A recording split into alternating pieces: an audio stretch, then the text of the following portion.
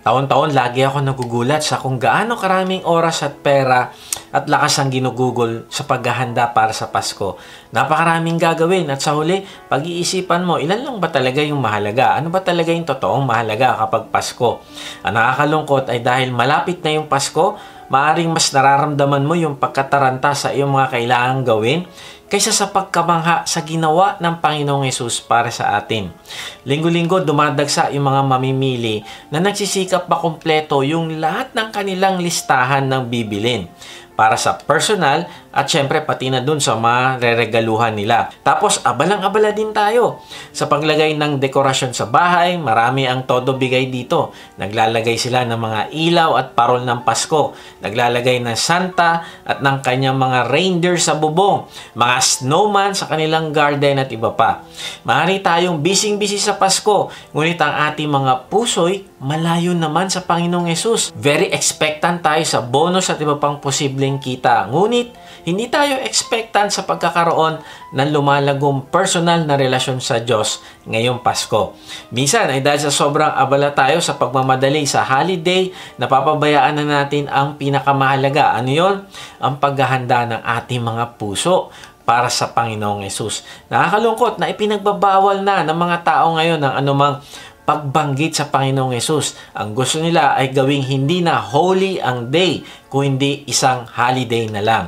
Inalis nila ang pangalan ng Panginoong Hesus sa holiday at pinalitan ito ng letrang X. At Merry Christmas ay pinalitan na rin ng bating Happy Holiday. Hindi na tungkol sa Panginoong Hesus ang Pasko, kung hindi tungkol na ito sa atin.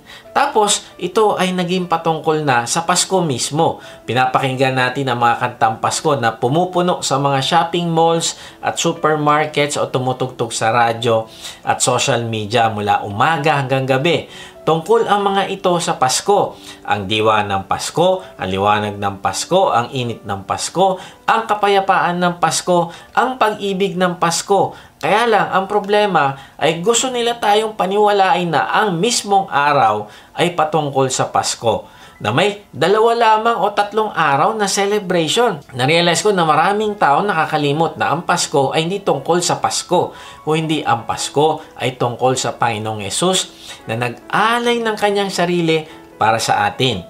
Ano nangyari na sa Pasko natin ngayon? Ang nangyari ay sobra tayong nahuhumaling sa physical na aspeto ng Pasko na napapabayaan na natin yung ating spiritual na bahagi.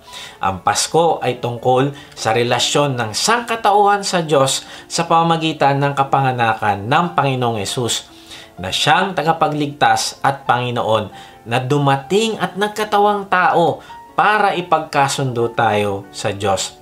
Kaya ang tanong ay, paano tayo maghahanda para sa spiritual na bahagi ng Pasko? Ang paghahanda ay gagawin natin sa puso. Ang ating puso ang ihahanda natin sa Pasko. Sabi ni Ann Voskamp, we're ready for Christmas not when we have all the gifts, but when we are ready for Christ. When we're ready to give all of ourselves to Christ. Kaya kaibigan, handa na ba ang iyong puso sa Panginoong Hesus? Ito yung ating pag-uusapan ngayon. Paano nga ba natin ihahanda ang ating puso sa paraang nagpapakita ng ating pagmamahal sa Panginoong Hesus na nagbigay ng kanyang buhay para sa atin? Tapusin mo mensahe na ito upang magkaroon ka ng bagong pananaw patungkol sa Christmas na kinalulugdan ng Diyos. Ito magbibigay ng totoong peace at joy sa iyo, hindi lang tuwing Pasko, kung hindi sa araw-araw. Accountability and prayer partnership.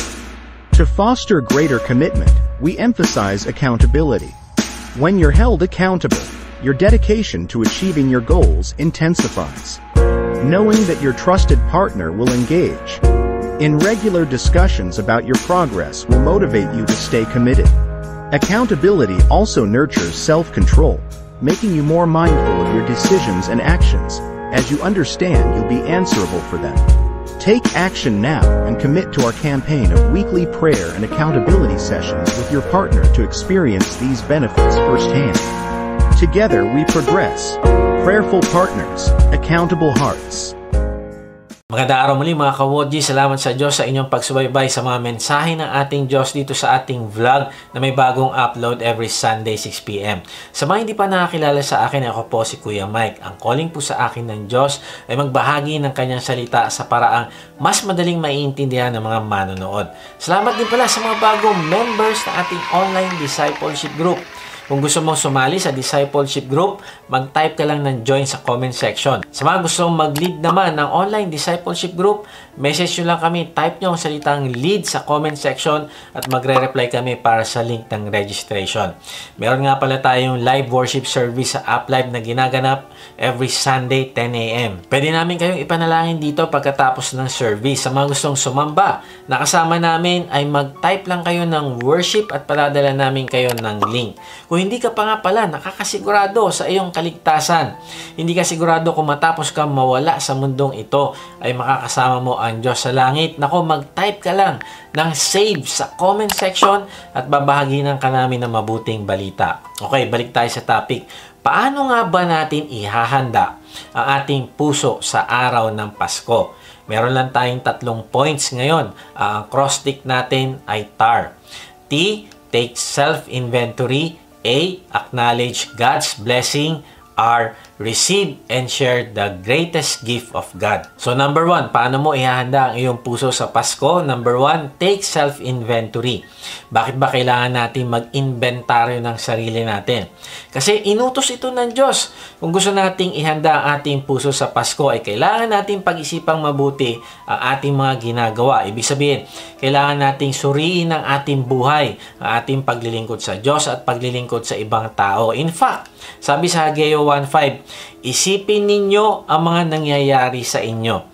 Sabi dito ay suriin natin kung anong nangyayari sa ating buhay. Huminto tayo, mag-isip-isip. Kasi baka mamaya hindi na natin alam na naliligaw na tayo ng landas. Minsan hindi na natin napapansin na ang lalim na ng kinasangkutan nating gulo o problema na nagsimula lang sa maliit na pagsuway sa kalooban ng Diyos. Kaya nga kung tayo ay humihinto at nagsusuri, ay makikita natin ang ating pagkukulang sa iba't ibang aspeto ng ating buhay. Pwedeng ito ay sa paglilingkod natin sa Diyos, pwedeng ito ay sa relasyon natin sa ating asawa, pwedeng ang pagkukulang natin ay relasyon natin sa ating mga anak o magulang o kasama sa trabaho. At kadalasan hindi natin ito mapapansin kung hindi tayo magiging intentional na huminto at pagbulay-bulayan natin. Ano ba nangyayari sa aking buhay? Sa pagharap ko ba sa Panginoong Hesus ngayong Kapaskuhan ay magbibigay ngiti kaya ang aking buhay sa Kanya? At kapag nakita natin yung ating problema ay huwag natin itong ipagwalang bahala. Kung hindi, kilalanin natin at aminin sa Diyos ang mga pagkukulang na ito at muling italaga yung ating sarili sa Kanya at bumalik sa tamang landas na pinapalakaran niya sa atin. Sabi sa Panaghoy 3:40, ang dapat ay siyasatin natin ng ating pamumuhay at magbalik loob sa Panginoon. Napakabuti ng Diyos dahil palagi niya tayong pinapaalalahanan. Alam niya na maaari tayong makalimot sa Kanya, lumayo at gawin yung mga bagay na hindi naman niya kalooban. Kaya kaibigan, kung naririnig mo ito at nababasa, itong talata na ito ay paalala ito sa atin ng Diyos. Ang sabi niya, hindi mo lang sisiyasatin ang buhay mo. Hindi ka lang mag-iinventaryo o hindi matapos kang mag-inventaryo ay magbabalik loob ka sa Panginoon. Ayaw ng Diyos na ikaw ay mapahamak. Kaya ganun na lamang ang pagpapaalala niya sa atin. Kaibigan, tanda mo ito. Ang pagbabalik loob mo sa Kanya ay hindi para sa Kanyang kapakinabangan o hindi para ito sa ikabubuti mo. Hindi rin niya gusto na isipin mo na wala ka nang dapat baguhin. Okay ka na, mabuting tao ka na. Wala kang inaagrabyadong tao. Mali kaibigan, lahat tayo ay meron at merong dapat i-improve sa ating buhay. Kahit kailan ay hindi tayo darating sa punto na okay na tayo at hindi na natin kailangan mag-inventaryo sa ating buhay o magsuri. Tandaan mo na hindi tayo magiging perfect na hindi nagkakasala habang narito tayo sa lupa. Kaya kapag meron kang arrival mentality o feeling mo na okay ka na, nako, ay pabagsak ka na sa paglayo sa Diyos. Sabi sa unang Korinto 10:12, kaya kung iniisip ninyo na matatag na kayo sa inyong pananampalataya, mag-ingat kayo at baka mahulog kayo sa kasalanan. Na-realize ko na sa araw na inisip mo na matatag ka na, mabuti ka na, naka-arrive ka na, at wala nang kailangang baguhin, yun din yung araw na nagsimula ka na ding bumagsak. Mahuhulog at mahuhulog ka sa kasalanan. Una-una na sa kasalanan ay ang iyong pride o pagmamataas sa Diyos. Kaya nga sa talata, sabi, mag-ingat kayo. Huwag na huwag ninyong iisiping matatag kayo o malinis kayo kasi mahuhulog kayo sa kasalanan. So sa halip na mag-isip ka na matatag ka na, nako, huminto ka kaibigan at suriin mo ang iyong buhay. Suriin mo ang iyong puso kung ito ba'y totoong nagmamahal sa Diyos at ito ba ay nagmamahal din sa kapwa. Sabi sa Mateo 5:8, mapalad ang mga taong may malinis na puso dahil makikita nila ang Diyos. Ang ibig sabihin ng mapalad sa talata sa salitang Griego ay makarios na ang ibig sabihin ay masaya. Then, sino daw yung mga makarios, yung merong kaligayahan? Sino yung mga blessed? Sila yung mga taong mayroong malinis na puso. Ang ibig sabihin na malinis na puso ay hindi ka perfect. Pero, sinusuri mo ang puso mo. Inaalam mo ang mga bagay na ginagawa mo na hindi nakakalugod sa Diyos. At ina-align mo ito sa kalooban niya. Maaari kang madapa, pero tumatayo ka kaagad at nagpapatuloy ka na lumapit at hanapin ng Diyos sa buhay mo at sundin ang buo niyang kalooban. Kapag ginagawa mo ito, ang sabi sa talata, ay ikaw yung makakakita sa Diyos. Ang ibig sabihin na makikita mo ang Diyos ay mararanasan mo siya sa buhay mo. Makikita mo ang Diyos sa paraan na hindi nakikita ng iba. Mas makikilala mo siya at dahil mas nakikilala mo siya, ay mas lalong lalago ang pagtitiwala mo sa Kanya. At kapag lumalago ang pagtitiwala mo sa Kanya, ay mas lumalago din ang pagsunod mo sa Kanya. At habang lumalago ang pagsunod mo sa Kanya, ay mas lalo mo nararanasan ang supernatural intervention niya sa iyong buhay. At pag mas lalo mo nararanasan ang miracle, kapangyarihan at katapatan niya sa buhay mo, ay mas lalong nagiging exciting ang journey. Ang paglakad kasama ang Diyos ay mas lalong nagiging magandang adventure. Mas lalo ka ngayong gigil na mas makilala pa siya. Excited ka na lagi na mag-quiet time dahil meron na naman siyang panibagong revelation sa iyo. Excited ka mag-worship at mag-D-group kasi mas nakikilala mo siya na mas malalim. At pag nangyayari ito sa buhay mo, nako, ito ang sinasabi sa talata na makarios ang mga taong may malinis na puso. Sila yung mga taong may kaligayahan kahit pa nga minsan ay may mga challenges sa buhay. Pero sa kabaligtaran, kung hindi mo nililinis ang puso mo, hindi mo ito sinusuri, hindi mo kinikilala ang Diyos, hindi mo pinupuno ang puso mo ng salita ng Diyos, hindi ka nag-iinventaryo, hindi mo to hinahanda, ay kahit anong paghahanda mo sa Pasko, kahit anong dami ng nabili mong regalo, kahit anong ganda ng lugar na pinagbakasyonan mo, ay hindi yan magbibigay sa'yo ng kompletong satisfaction at kapayapaan sa buhay. At ang pinakamasaklap ay hindi mo makikita ang Diyos sa iyong buhay. Kaya nga ang tanong, paano tayo magkakaroon ng malinis na puso para sa paghahanda sa Pasko? Anong kailangan natin gawin? Meron akong bad news para sa iyo. Wala kang magagawa upang linisin ang iyong puso. Wala kang magagawa para magkaroon ka ng pagnanasa na magsuri at lumapit sa Diyos. Wala sa ating nature ang gustong magbigay ng time sa Diyos at wala sa ating kalakasan na gustong-gustong sumunod sa Diyos. Pero ang good news naman ay ang Diyos ang tutulong at maglilinis ng iyong puso. At magagawa mo yung mga pinag-usapan natin kanina, yung ginagawa ng mga taong may malinis na puso, kung ang Diyos ang hinahayaan mo na tumulong sa iyo. Pero paano naman tutulong ang Diyos sa iyo? Nako, ang kailangan mong gawin ay humingi sa Kanya. Si David ay hiningi sa Diyos ang paglilinis ng kanyang puso. Sabi sa Psalms 51:10, ilikha niyo ako ng busilak na puso, O Diyos, at bigyan ako ng bagong espiritu na matapat. Kaibigan, si David ay humingi ng malinis na puso sa Diyos. At kung pinagkakaloob ng Diyos kay David ang malinis na puso, ay ipagkakaloob din ito ng Diyos sa iyo at sa akin. Kaya kaibigan, simulan mo humingi ngayon sa Diyos ng malinis na puso. Sabihin mo sa Kanya, Lord, ayoko na pong maglaro. Ayoko na pong mabangka sa dalawang ilog. Gusto ko na pong ibigay ang puso ko sa inyo. Bigyan niyo po ako ng bagong puso na naghahanap sa inyo at handang sumunod. Tulungan niyo ako simula ngayong araw na ito na hanapin kita ng seryoso at sundin sa buhay ko. Kaibigan, kapag hiniling mo ito sa Diyos, ay bibigyan Kanya ng bagong puso.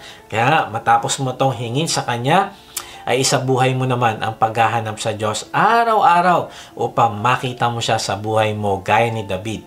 Kapag nakita ng Diyos ang sincerity mo, ay tutulungan Kanyang makilala mo siya ng gusto.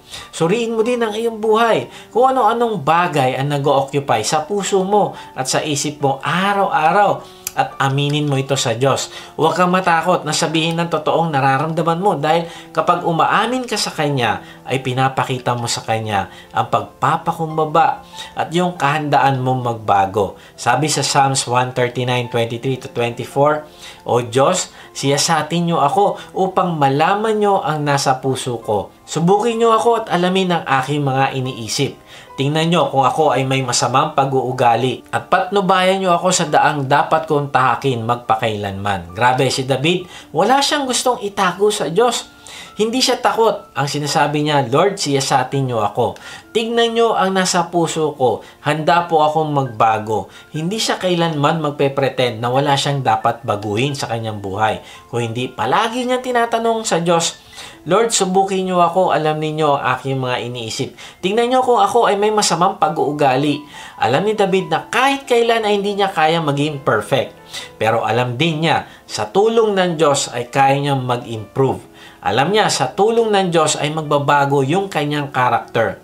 Na kung tuloy-tuloy niyang sisiyasatin ang kanyang sarili, natatanungin ang Diyos ng mga bagay na dapat niyang baguhin, ay lalago siya bilang isang tao na kinalulugdan ng Diyos. Kaibigan, kung gusto mong ihanda ang iyong puso para sa Diyos, ay mag-umpisa ka sa pag-inventaryo ng puso mo. Tanungin mo sa Diyos, Lord, ano po yung nag-occupy ng puso ko? Ano po pumipigil para maranasan kita sa buhay ko? Na pumipigil para makita kita. Gusto kong maranasan yung buhay na kasama kita sa journey. Kaya kaibigan, kung gusto mong ihanda ang iyong puso, meron ka na bagay na tatanungin sa iyong sarili para malaman mo kung handa na ba ang iyong puso para sa Panginoong Yesus ngayong Pasko. Number 1 is making God a priority evident in my actions. Para malaman mo kung handa na ang iyong puso sa Panginoong Yesus ngayong Kapaskuhan, ay tanungin mo ang sarili kung ang Diyos ba talaga ang priority ng iyong buhay.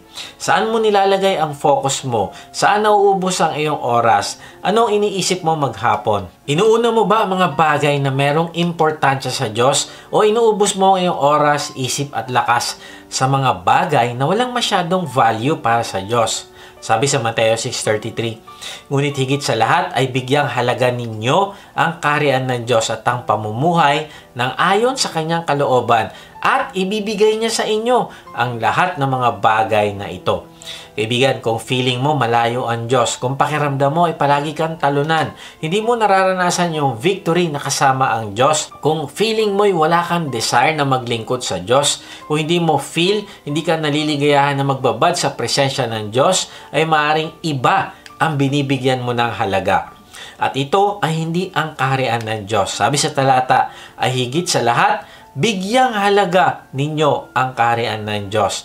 Na ang ibig sabihin, ito yung priority. Ito yung una, ang kilalanin ang Diyos at maranasan ang kaharian niya sa buhay natin. Kaibigan, tandaan mo ito. Kung hindi ang kalooban ng Diyos ang nasusunod sa buhay mo, ay hindi ka niya pinaghaharian.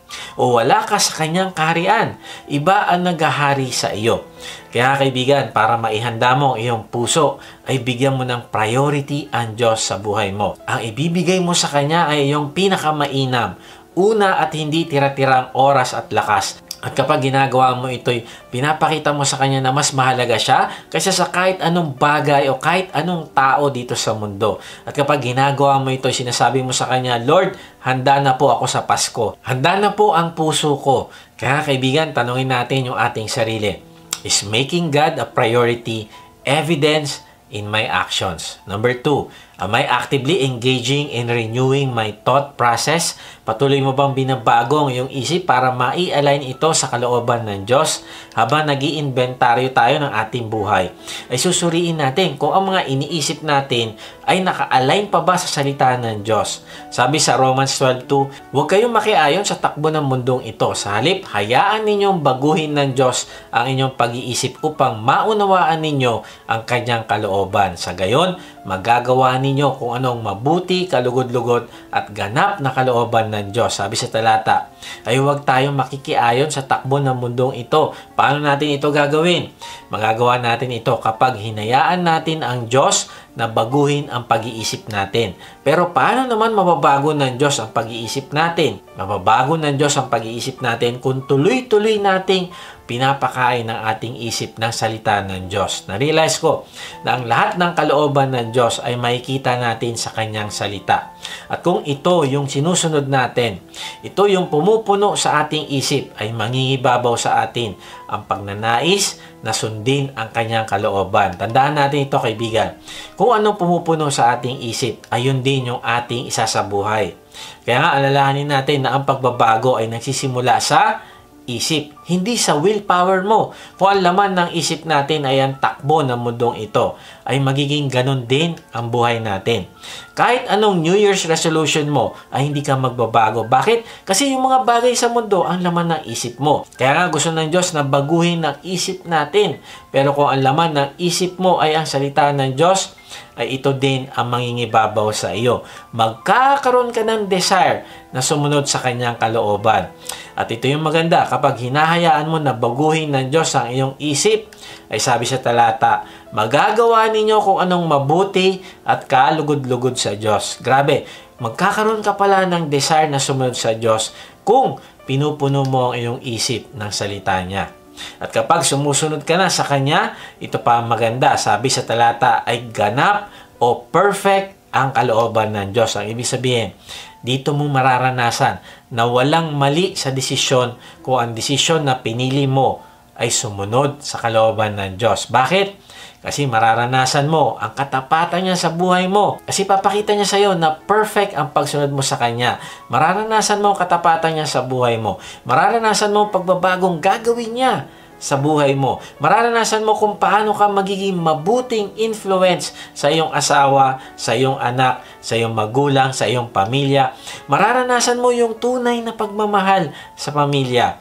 Mararanasan mo kung paano i-restore ng Diyos ang iyong marriage. Mararanasan mo kung paano i-restore ng Diyos yung mga nasira mong relasyon sa ibang tao. Mararanasan mo kung paano ka gamitin ng Diyos sa paraang hindi mo ini-imagine. At mangyayari lang yon kung ang nagpupuno sa puso natin ay ang salita ng Diyos at hindi ang TV, radyo, social media at iba pang platform sa internet. Kaya kaibigan, kung gusto mong ihanda ang puso mo, hayaan mo na baguhin ng Diyos ang iyong isip. Tanungin mo sa sarili, am I actively engaging in renewing my thought process? Kaibigan, pagkatapos natin mag-inventory ng ating buhay at nakita natin may mga bagay tayong kailangan baguhin, ay talikuran mo ito at pagsisihan. Naalala ko si John the Baptist na inatasan ng Diyos na ihanda ang mga tao para sa Panginoong Hesus. Narealize ko na iisa lang ang pinapangaral na sinasabi niya, pagsisihan at talikuran ang kasalanan. Sabi sa Lucas 3:3, kaya't nilibot niya ang mga lupain sa magkabilang panig ng Jordan. Siya'y nangaral, pagsisihan at talikuran ninyo ang inyong mga kasalanan at magpabautismo kayo upang kayo'y patawarin ng Diyos. Narealize ko ang hinihinging paghahanda ng puso ng Diyos ay pagsusuri sa buhay at pagkatapos mong suriin ito ay pagsisisi, pagtalikod sa kasalanan at pagbabago. Ito yung panawagan ni Juan. Kaya yung mga tao nagtatanong, anong gagawin namin para kami maligtas? Sabi ni Juan sa Lucas 3:11, sumagot siya sa kanila, sino mang mayroong dalawang balabal, ibigay mo ang isa sa wala. Gayon din ang gawin ng sino mang may pagkain. Ang sinasabi dito ni John sa mga taong hindi nagmamalasakit at walang totoong pagmamahal sa mga tao, pero sila ay relihiyoso, Nako, ang sinasabi niya, magpakita kayo ng pagmamahal. Magbigay kayo sa mga nangangailangan. Magsisi kayo at magbago kayo. At alam mo, pati yung mga tax collector, sabi sa Lucas 3:12-13, dumating din ang mga maniningil ng buwis upang magpabautismo. Sila'y nagtanong sa kanya, Guro, ano po ang dapat naming gawin? Huwag kayong sumingil ng higit sa dapat singilin. Tugon niya. Ang ibig sabihin, pagsisisi at pagbabago. Yung dati mong ginagawa ay tatalikuran mo na. Ito ang paghahandang pinapagawa ni Juan sa mga tao para sa pagdating ng Panginoong Yesus. Narealize ko, ganun din yung mga sundalo. Nagtanong din sila. Tinanong din siya ng mga kawal at kami po naman, ano ang dapat naming gawin? Huwag kayong kukuha ng pera kanino man ng sapilitan o sa pamamagitan ng hindi makatuwirang paratang at masiyahan kayo sa inyong sweldo. Sagot niya, parehas pa din ang paghahandang gagawin nila ay pagsisisi at pagbabago. Yung ginagawa mo dati ay tatalikuran mo. Kaibigan, itong ibig sabihin ng inventaryohin mo ang iyong buhay. Titignan mo kung ano yung mga dati mong ginagawa na hindi kalooban ng Diyos at pagsisihan mo ito at talikuran. Ganito mo ihahanda ang puso mo para sa Diyos. Take self-inventory. Number 2, paano mo ihahanda ang iyong buhay sa Pasko? Una, take self-inventory. At pangalawa, acknowledge God's blessing. Na-realize ko, maraming Kristiyano ang makakalimutin. Hindi nila naalala yung mga blessing na natanggap nila. Nakalimutan yung mga victory na binigay sa atin ng Diyos. Nakakalimutan din natin yung iba't ibang pagpapala na binigay sa atin ng Diyos. Nakakalimutan natin yung mga miracles na pinaranas niya sa atin. Sabi sa Hebreo 13:8, kung sino si Jesucristo noon ay siya rin ngayon at magpakailanman. Na-realize ko na minsan kaya hindi tayo excited sa Diyos ay dahil meron tayong pagdududa sa Kanya. Kaya kung gusto mong ihanda ang puso mo para sa Panginoong Yesus, ay kilalanin mo ang lahat ng ginawa niya sa buhay mo.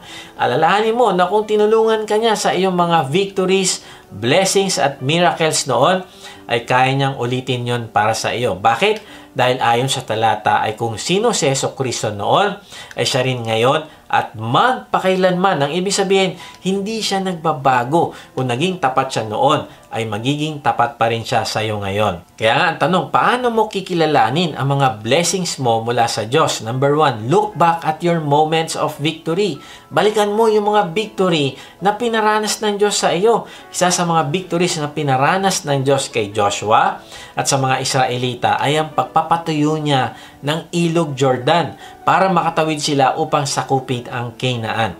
At gusto ng Diyos na alalahanin nila ang victory na ito kaya't meron siyang inutos sa kanila. Sabi sa Joshua 4:4-7, tinawag nga ni Joshua ang 12 lalaki. Pinili niya at sinabi sa kanila, mauna kayo sa kaban ng tipan ni Yahweh pagdating ninyo sa gitna ng ilog Jordan. Kumuha kayo ng tig-isang bato. Pasanin ninyo ang mga ito para sa bawat lipi ng Israel.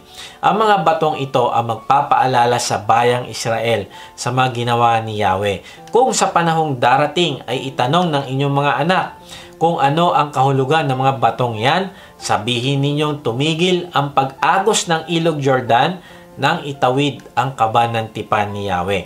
Ang mga batong ito ang magpapaalala sa Israel ng mga pangyayaring ito habang panahon. Na-realize ko na alam ng Diyos na ang mga tao ay makakalimutin, na hindi magtatagal, makakalimutan nila yung ginawa ng Diyos para sa kanila. Alam din ng Diyos na darating yung mga pagsubok sa kanilang buhay.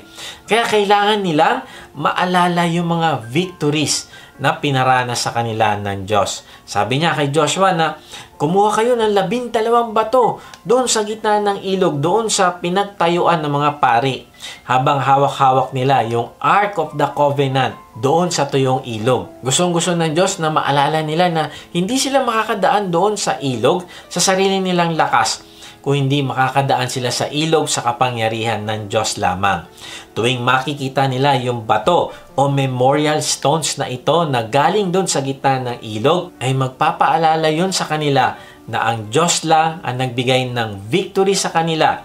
At yun ang sasabihin nila sa kanilang mga anak pag tinanong sila, Tay, anong ibig sabihin ng mga patong-patong na batong ito? Anak, yan ay galing sa gitna ng ilog. Yang nakikita mo na napakalalim na ilog na yan, Nako, dyan galing yung mga bato na yan. Pero paano namin yan nakuha doon?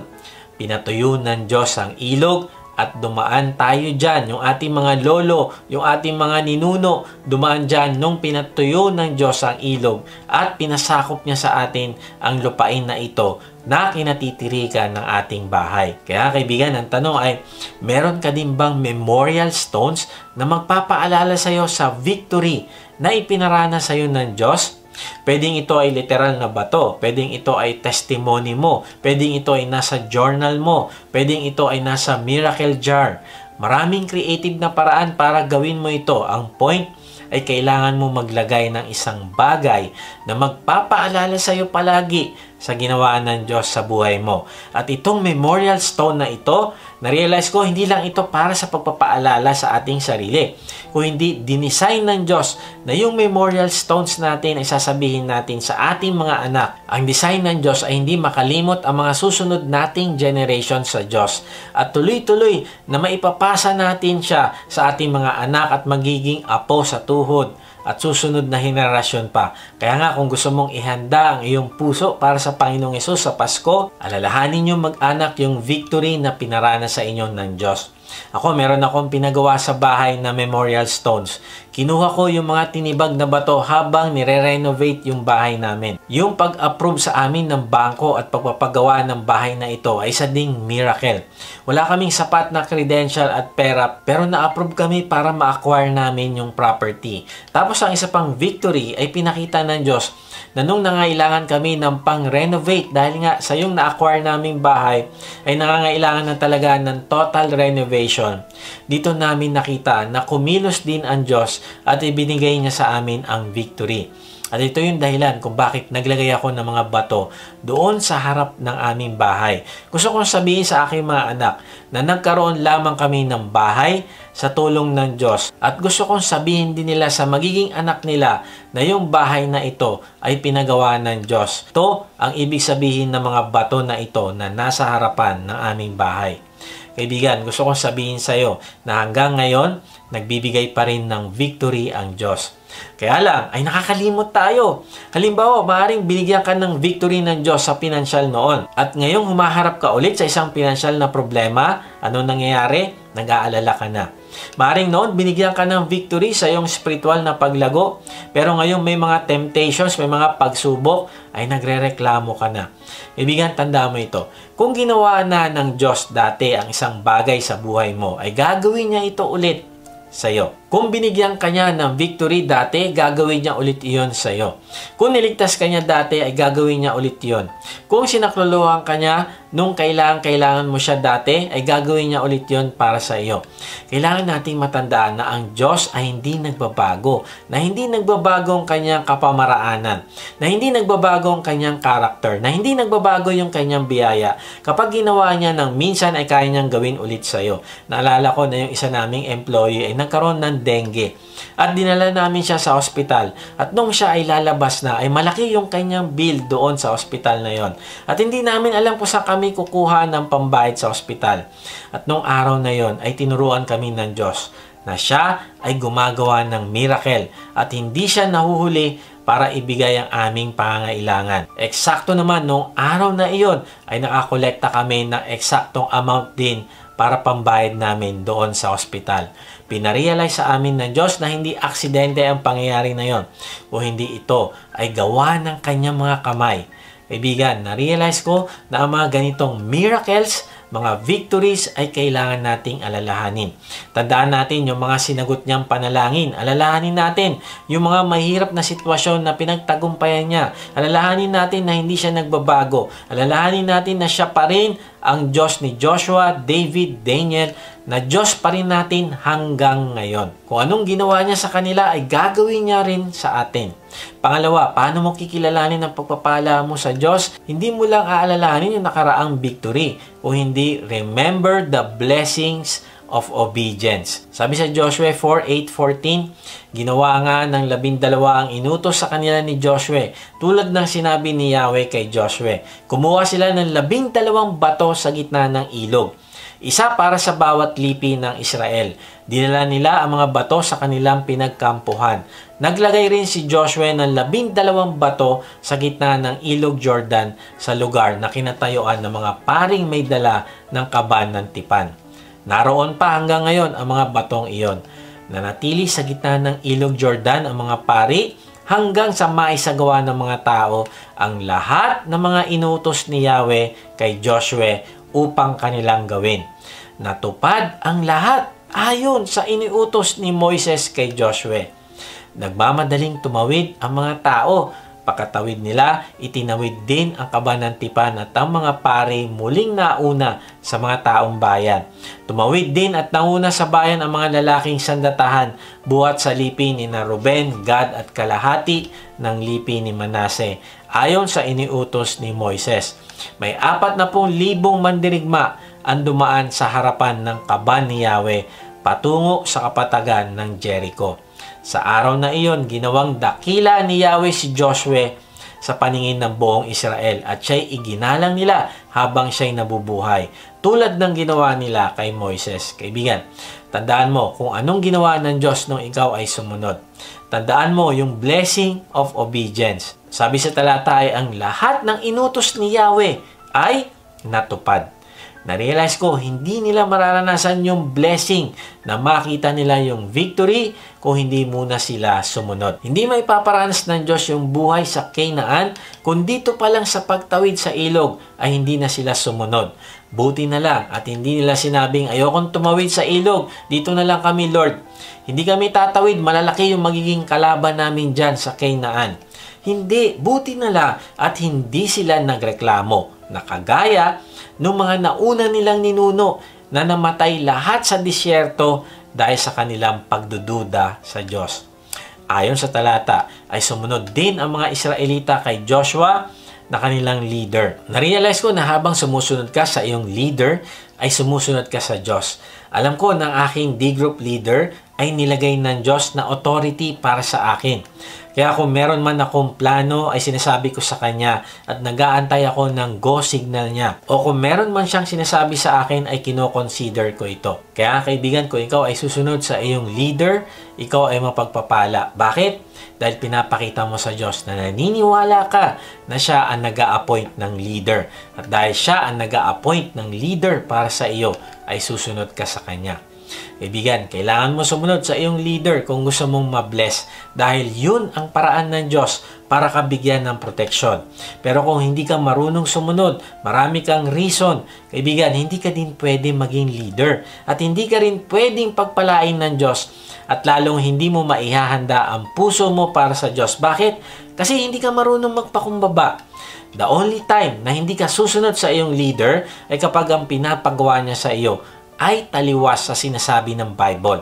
At kung magkagayon, ay pwede mo itong sabihin sa kanya upang siya ay mabigyan ng pagkakataong magbago.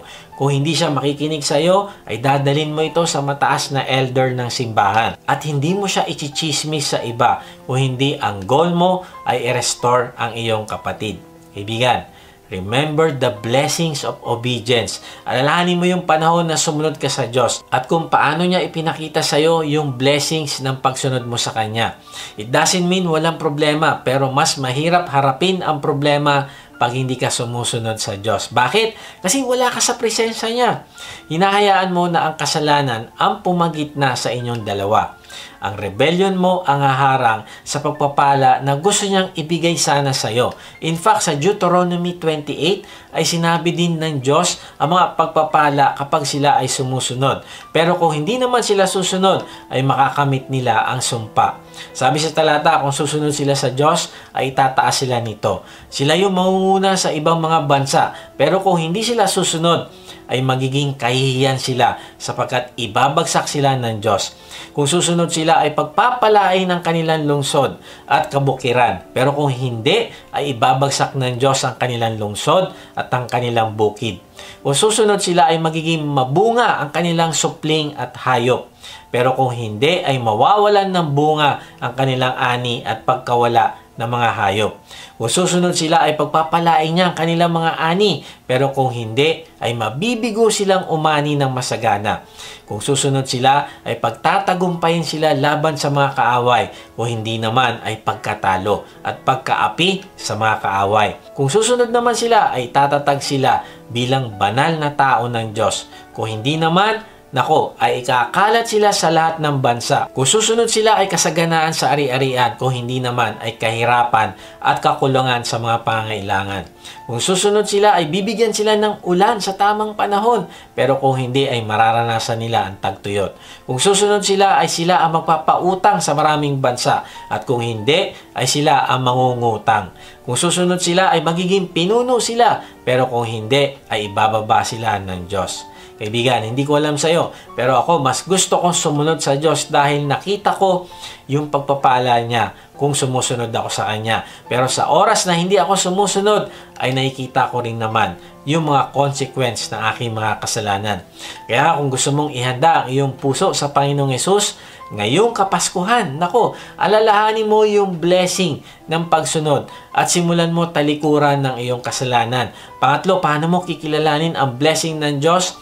Understand that your blessings are meant to be shared with others. Unawain mo na hindi lang para sa iyo ang iyong blessings, kung hindi ito ay ibabahagi mo din sa iba. Sabi sa Lucas 6:38, magbigay kayo at kayo'y bibigyan din. Hustong takal, siksik, liglig at umaapaw pa ang ibibigay sa inyo. Sapagkat ang panukat na ginagamit ninyo sa iba ay siya ring gagamiting panukat sa inyo.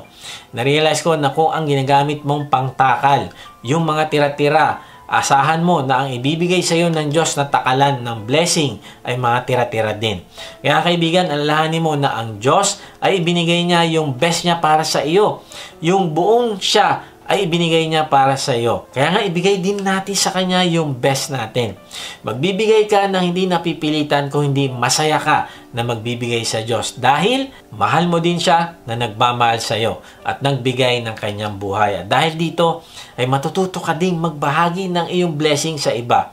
Ang purpose ay aalalahanin mo na sa pagmamahal ng Diyos sa buong mundo ay ibinigay niya ang kanyang bugtong na anak. At kung sino man ang mananampalataya sa Kanya ay hindi mapapahamak o hindi magkakaroon ng buhay na walang hanggan. Pinakita ng Panginoong Hesus na ang pagbibigay ay mas nakakapagpala kaysa sa tumatanggap. Kaibigan, alalahanin mo ang mga bagay na hindi nawawala. Ano yun? Kapag nagbigay ka ng laruan sa mga batang walang magulang. Kapag nagbigay ka ng pagkain o pera sa mga taong nagugutom. Kapag nagbigay ka ng time na bisitahin ng isang tao na nalulungkot sa buhay at marami pang iba. Kaya nga ang mga nagbibigay ay mas blessed kaysa sa mga tumatanggap. May Amerikanong Kristiyano na nakatira sa Middle East na na-realize niya na Pasko na pala, kaya lang wala siyang church na mapuntahan. Gusto niya mag-celebrate ng Christmas, kaya lang wala siyang magawa. Kaya ang ginawa niya, bumili siya ng napakaraming candy at ibinigay niya doon sa mga bata sa lansangan. Na-realize ko, isa itong napakagandang celebration ng Pasko, ang magbigay para sa iba. Alalahanin mo na kung nagbibigay ka, ay ginagawa mo kung anong ginawa ng Diyos noong Christmas. Kaya nga, ihanda mo ang iyong puso. Alalahanin mo yung mga blessing sa iyo ng Diyos at maging blessing ka din para sa iba. And lastly, number 3, paano mo ihanda ang iyong puso sa Pasko? Receive and share the greatest gift of God. Tanggapin mo at ibahagi ang pinakadakilang regalo na binigay ng Diyos sa iyo. Ito ang buhay na walang hanggan. Sabi sa 1:12, subalit ang lahat ng tumanggap at sumampalataya sa Kanya ay binigyan niya ng karapatang maging mga anak ng Diyos. Ang ibig sabihin sa talata ng tumanggap sa Griego ay to welcome or to accept. Gusto ng Diyos na maintindihan natin na kailangan nating i-welcome sa ating buhay ang Panginoong Hesus. At hindi mo siya tatanggapin lang sa isang area ng buhay mo. O hindi, tatanggapin mo siya sa lahat ng aspeto ng iyong buhay. And then sabi dyan, ay sasampalataya ka rin sa Kanya. Mananampalataya ka sa kung sino siya. At kung anong ginawa niya para sa iyo sa krus ng Kalbaryo. Kapag ginawa mo ito, ay ito ang magbabago sa iyong buhay. Ikaw ay ipapanganak na muli. Ang sabi sa talata, ang lahat ng sumampalataya at tumanggap sa Panginoong Hesus ay binigyan ng karapatang maging mga anak ng Diyos. Kaibigan, kung ikaw ay tumanggap at nanampalataya sa Panginoong Hesus, ikaw ay naging anak at kabilang na sa kanyang pamilya. Ikaw ay kabilang na sa mga taong may buhay na walang hanggan, na makakasama ang Diyos magpasawalang hanggan sa eternity. Yung ating citizenship ay nagbago na. Ikaw ay kabilang na sa langit. Na-realize ko na ibinigay sa atin ng Diyos yung pinakadakilang regalo. At inisip ko tuloy, ano naman kaya yung pinakadakilang regalo din naman ang pwede kong ibigay sa Diyos? Kaibigan, ito ay ang ating buhay. Sabi sa Romans 12:1, kaya nga mga kapatid, alang-alang sa masaganang habag ng Diyos sa atin, ako'y nakikiusap sa inyo na ialay ninyo ang inyong sarili bilang isang handog na buhay, banal at kalugod-lugod sa Diyos. Ito ang karapat-dapat na pagsamba ninyo sa Diyos. Kaibigan, ang pag-alay ng iyong sarili bilang isang handog na buhay sa Diyos ang magiging pinakadakilang regalo mo sa Kanya. Ang ibig sabihin nito, sasabihin mo sa Kanya, Lord, hindi na ako may-ari sa sarili ko. Hindi na ako master. Hindi na ako leader. Hindi na ako may-ari ng aking treasure, ng aking time at ng aking talent, kung hindi ikaw na. Ikaw na din ang magiging source ng aking wisdom at ng aking pleasure. Ikaw ang magpapaligaya sa buhay ko at itatakwil ko na yung paghahanap ko ng kaligayahan sa iba't ibang bagay. Ang kaligayahan ko ay nasa iyo na. Ang pleasure ko ay nasa pagsunod at sa pagpapalago na ng aking relasyon sa iyo at pagsunod sa kalooban mo. Sabi ni Ann Voskamp, we're ready for Christmas not when we have all the gifts, but when we are ready for Christ. When we're ready to give all of ourselves to Christ. At kung natanggap mo naman ang regalo na buhay na walang hanggan, ay ang pinakadakilang regalo din naman na maibibigay mo para sa iba ay ang kaligtasan na inaalok ng Panginoong Hesus. Maraming taong abala at nagsasaya sa iba't ibang activities na ginagawa kapag Pasko. Pero wala silang idea kung anong totoong meaning ng Pasko. At ito, kaibigan, ang istorya na dapat nating ibahagi sa iba. Walang masama sa paghahanda mo sa iba't ibang bagay para sa Pasko, pero ihanda mo rin ang iyong sarili para ibahagi din ang mabuting balita, lalo na sa mga activities na gagawin ninyo na kasama ang mga taong hindi pa nakakilala sa Panginoong Hesus. Noong Sabado ay nagbahagi ang aking anak na si Kokoy ng mabuting balita para sa kanyang mga bisita sa kanilang Christmas party. Tinanong ko siya kung bakit niya gustong ibahagi ang kaligtasan sa iba. Alam mo, sabi niya, kasi gusto ko silang maligtas at nakakalungkot naman na pupunta ako sa langit pero sila ay hindi. Kaibigan, totoo sinabi ni Kokoy na nakakalungkot mag-celebrate ng Christmas party habang nakikita mo yung ibang mahal mo sa buhay ay hindi pa kilala ang Panginoong Hesus. Kaya nga, ihanda mo ang iyong sarili para sa pagbabahagi ng mabuting balita. Maaring natatakot ka mag-share ng gospel dahil iniisip mo na hindi mo kaya. Kaibigan, tandaan mo ito. God does not call the equipped. He equips the called. At kung ikaw ay niligtas ng Panginoong Hesus, ikaw ay tinawag din niya para magbahagi ng mabuting balita. At kung tinawag ka niya, ay sisiguraduhin din naman niya na bibigyan ka niya ng kakayahan para maibahagi mo ang mabuting balita sa iba. Kaya nga, huwag kang matakot. Paano mo ito gagawin? Simple lang, gamitin mo yung ating L4 list. Live, love, liberate, and lead. Gawa ka ng listahan ng mga taong gusto mong maligtas. Then live, ipanalangin mo sila na buksan ng Diyos ang kanilang mga mata. Ihanda ang kanilang puso na tumanggap sa mabuting balita ng kaligtasan. Then love, ipakita mo sa kanila na ikaw ay nagmamalasakit at nagmamahal. Pwede mo sila tulungan. Halimbawa, mag-alaga ng anak ng isang kaibigan dahil siya ay may sakit, o mag-offer ka na ihahatid mong isang kaibigan sa kanyang opisina kasi nag-strike yung mga sasakyan. O kaya, tanungin mo siya, kaibigan, ano ba ang pwede ko ipanalangin sa iyo? At pagkatapos, ay ipanalangin mo siya. Tapos, kumustahin mo kung ano nangyari sa pinanalangin mo sa kanya. Kapag sinagot ni Lord, praise God, opening na ito para ma-share mo ang gospel. Then, ito yung pangatlo, L, liberate. Paano nga ba natin ibabahagi ang mabuting balita o yung liberate? Gawin mo ang 4 na simpleng hakbang. Una, sabihin mo na mahal siya ng Diyos at gusto siyang bigyan ng buhay na walang hanggan at buhay na makabuluhan. Sabi sa John 3:16, ito ay sapagkat sa ganitong paraan, inibig ng Diyos ang sanlibutan, kaya ipinagkaloob niya ang kanyang bugtong na anak upang ang sino mang sumampalataya sa kanya ay hindi mapahamak kundi magkaroon ng buhay na walang hanggan. Bagamat gusto ng Diyos na magkaroon ng buhay na walang hanggan, ang lahat ng mga naliligaw ay hindi ito automatic. Bakit? Sasabihin mo sa Kanya yung dahilan.